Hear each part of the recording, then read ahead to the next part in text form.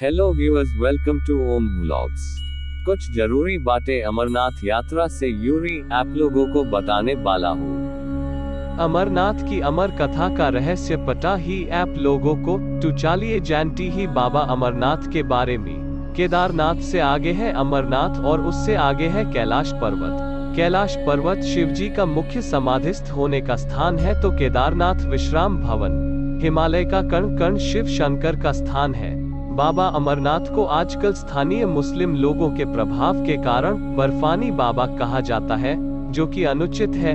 उन्हें बर्फानी बाबा इसलिए कहा जाता है कि उनके स्थान पर प्राकृतिक रूप से बर्फ का शिवलिंग निर्मित होता है। शिवलिंग का निर्मित होना समझ में आता है, लेकिन इस पवित्र गुफा में हिम शिवलिंग के साथ ही एक गणेश पीठ व एक पार्वती पीठ भी हिम से प्राकृतिक रूप में निर्मित होता है। पार्वती पीठ ही शक्तिपीठ स्थल है। यहाँ माता सती के कंठ का निपात हुआ था। पार्वती पीठ 51 शक्तिपीठों में से एक है। यहाँ माता के अंग तथा अंगभूषण की पूजा होती है। ऐसे बहुत से तीर्थ हैं, जहाँ प्राचीन काल में सिर्फ साध संत ही जाते थे। इस पवित्र गुफा में भगवान शंकर ने भगवती पार्वती को मोक्ष का मार्ग दिखाया था। इस तत्वज्ञान को अमर कथा के नाम से जाना जाता है, इसीलिए इस स्थान का नाम अमरनाथ पड़ा। यह कथा भगवती पार्वती तथा भगवान शंकर के बीच हुआ संवाद है। यह उसी तरह है जिस तरह कृष्ण और अर्जुन के बीच संवाद हुआ था। सती ने दूसरा जन्म हिमालय राज के यहाँ पार्वती के रूप में लिया। पहले जन्म में वे दक्ष की पुत्री थी तथा दूसरे जन्म में वे दुर्गा बनी।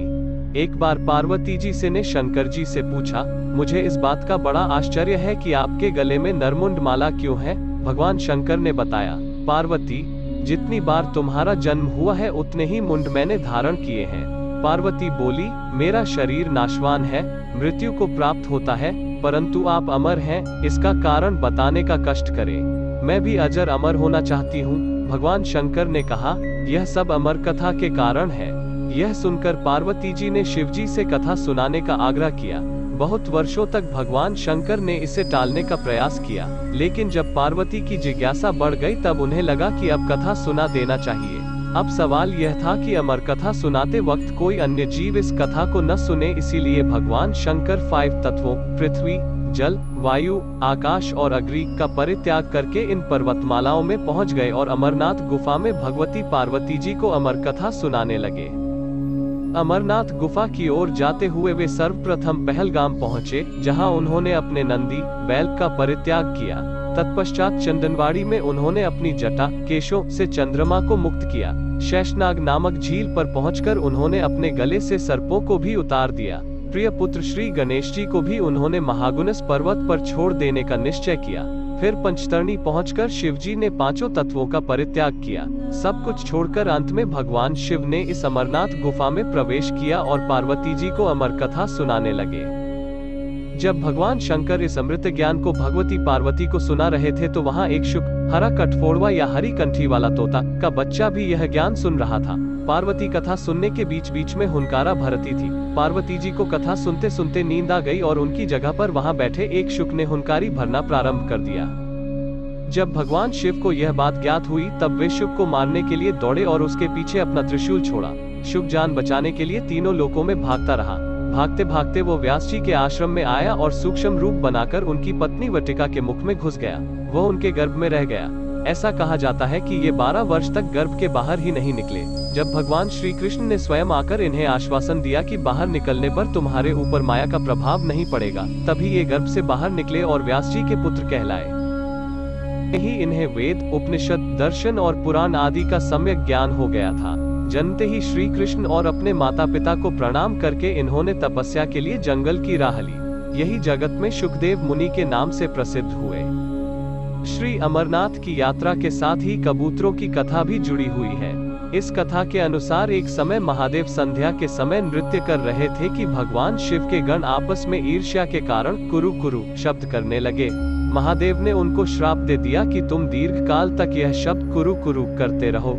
तदुपरांत वे रुद्ररूपी गण उसी समय कबूतर हो गए और वहीं उनका स्थायी निवास हो गया। माना जाता है कि यात्रा के दौरान पावन अमरनाथ गुफा में इन्हीं दोनों कबूतरों के भी दर्शन होते हैं। यह आश्चर्य ही है कि जहां ऑक्सीजन की मात्रा नहीं के बराबर है और जहां दूर दूर तक खाने पीने का कोई साधन नहीं है, वहाँ ये कबूतर किस तरह रहते होंगे।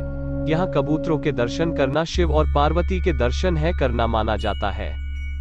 पार्वती जी भगवान सदाशिव से कहती हैं, प्रभु मैं अमरीश महादेव की कथा सुनना चाहती हूँ।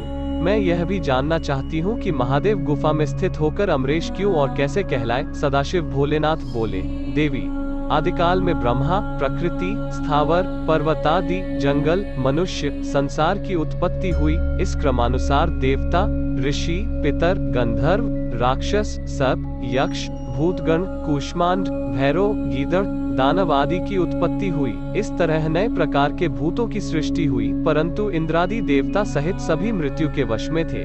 इसके बाद भगवान भोलेनाथ ने कहा कि मृत्यु से भयभीत देवता उनके पास आए। सभी देवताओं ने उनकी स्तुति की और कहा कि हमें मृत्यु बाधा करती है, आप कोई ऐसा उपाय बतलाएं जिससे मृत्यु हमें बाधा न करे। मैं आप लोगों की मृत्यु के भय से रक्षा करूंगा। कहते हुए सदाशिव ने अपने सिर पर से चंद्रमा की कला को उतारकर निचोड़ा और देवगणों से बोले, यह आप लोगों के मृत्यु रोग की औषधि है। उस चंद्रकला के निचोने से पवित्र अमृत की धारा बह निकली और वही धारा बाद में अमरावती नदी के नाम से विख्यात हुई। चंद्रकला को निचोड़ते समय भगवान सदाशिव के शरीर पर जो अमृत बिंदु गिरे वे सूख गए और पृथ्वी पर गिर पड़े। पावन गुफा में जो भस्म है वे इसी अमृत बिंदु के कण हैं जो पृथ्वी पर गिरे थे। सदाशिव भगवान देवताओं पर प्रेम न्योछावर करते समय स्वयं द्रवीभूत हो गए। देवगण सदाशिव को जल स्वरूप देखकर उनकी स्तुति में लीन हो गए और बारंबार नमस्कार करने लगे। भोलेनाथ ने देवताओं से कहा, हे देवताओं, तुमने मेरा बर्फ का लिंग शरीर इस गुफा में देखा है। इस कारण मेरी कृपा से आप लोगों को मृत्यु का भय नहीं रहेगा। अब तुम यहीं पर अमर शिव रूप को प्राप्त हो जाओ। आज से मेरा यह अनादि लिंग शरीर तीनों लोकों में अमरीश के नाम से विख्यात होगा। देवताओं को ऐसा वर देकर सदाशिव उस दिन से लीन होकर गुफा में रहने लगे। भगवान सदाशिव ने अमृत रूप सोमकला को धारण कर देवताओं की मृत्यु का नाश किया। तभी से उनका नाम अमरेश्वर प्रसिद्ध हुआ। Thank you for watching my videos. Please like, subscribe, comment, say यार भोलेनाथ सबके साथ।